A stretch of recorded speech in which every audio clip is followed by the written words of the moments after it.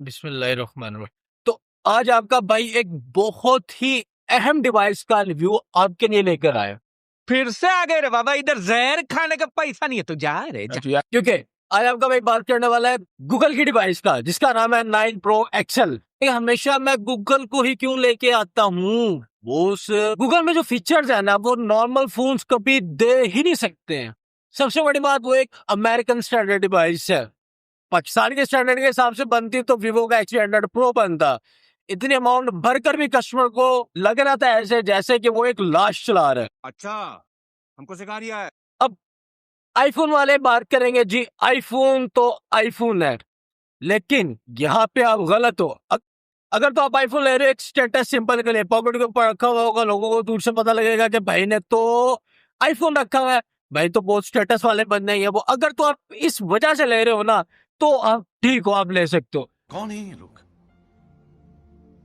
कहां से आते हैं? लेकिन अगर आपको वाकई फीचर्स चाहिए, आपको गूगल का 9 Pro XL लेना ही पड़ेगा। सैमसंग को भी छोड़ दो, सैमसंग S25 अल्ट्रा का भी इरादा आपको तर्क करना पड़ेगा अगर आप कैमरे के मामले में ले रहे हो। इस डिवाइस के अंदर तो लगता है ऐसे जैसे गूगल ने एआई के फीचर्स इसमें कूट कूट कर भर दी हैं। पिक्सल 8 भी बेसिकली एआई फीचर्स था, जब 8 को इन्होंने एआई बनाया है तो 9 को पीछे कैसे छोड़ सकते थे। कोई भी कंपनी जब अपना नया मॉडल मुतारिफ करवाती है तो उसके अंदर हमेशा एक्स्ट्रा फीचर्स डालती है। अगर इसकी तारीफों के लिए वीडियो बनाऊं तो बहुत लंबी हो जाएगी, लेकिन सबसे पहले इसकी दो खामियां भी हैं।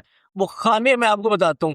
इस फोन में थोड़ा सा हीटिंग प्रॉब्लम आपको फेस करने को मिल सकती, क्योंकि गूगल हमेशा अपना चिपसेट यूज करता है और जो इसका अपना चिपसेट होता है ना, वो हल्का सा हीट करता है। हैवी यूज में तो करेगा, लेकिन नॉर्मल यूज में भी कर सकता है।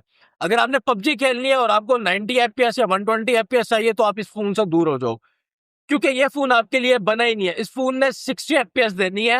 ये वजह नहीं है कि ये फोन में कोई फॉल्ट है, पबजी वाले इनको अथॉरिटी देते ही नहीं है कि अपने फोन में 120 FPS गेम दे सके।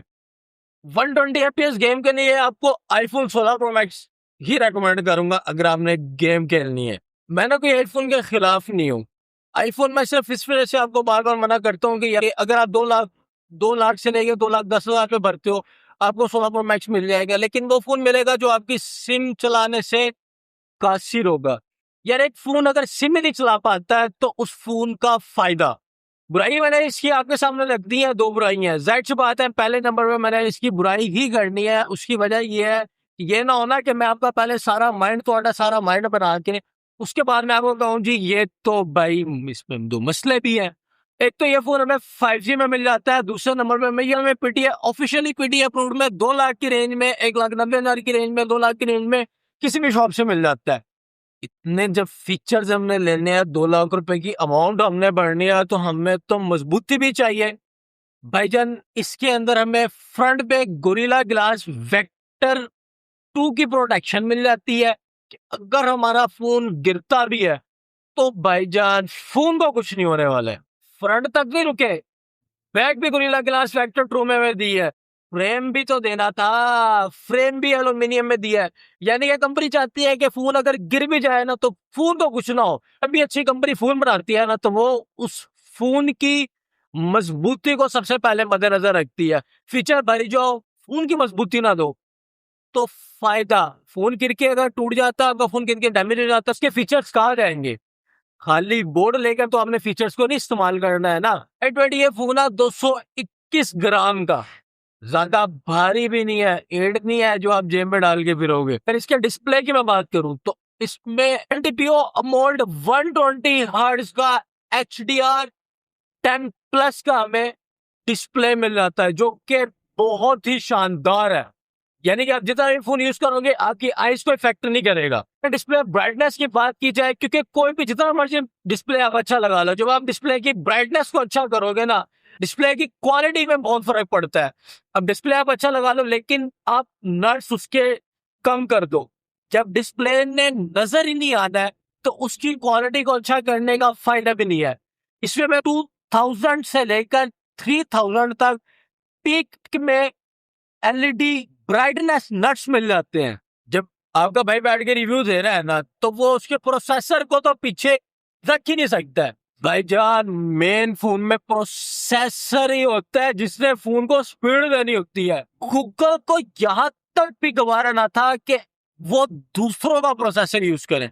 5 सीरीज तक तो इन्होंने स्नैपड्रैगन को यूज किया है, लेकिन जब इन्होंने अपने 6 सीरीज बनाने का फैसला किया था तो गूगल ने अपना प्रोसेसर बनाने का भी फैसला किया था और कामयाब 3 प्रोसेसर बनाया है। अब तक जितने भी फोन गूगल ने निकाले हैं उस फोन में वो अपना ही प्रोसेसर यूज कर रहे हैं। इस फोन में भी गूगल ने टेंसर G4 का प्रोसेसर यूज किया है। अब सबसे जो इसका शानदार फीचर है ना वो बताने वाला हूँ। भाईजान कैमरा तो तबाही है, हकीकत में तबाही है। 50 मेगापिक्सल का वाइड एंगल कैमरा और 48 मेगापिक्सल का ultra wide angle camera periscope telephoto lens के साथ हमें मिल जाता है। 50 और 48 को आप देखोगे तो शायद आपको लगे कि यार इतने गजब कहां से आ गया है। जब आप इसका रिजल्ट चेक करोगे ना, सबसे पहले आप इसका रिजल्ट चेक करो।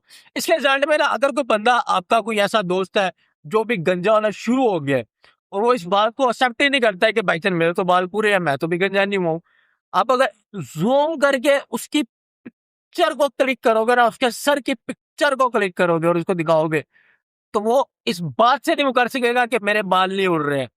मेरा भी एक ऐसी दोस्त था जो मानता नहीं था कि मैं भाई गंजा हो रहा हूँ।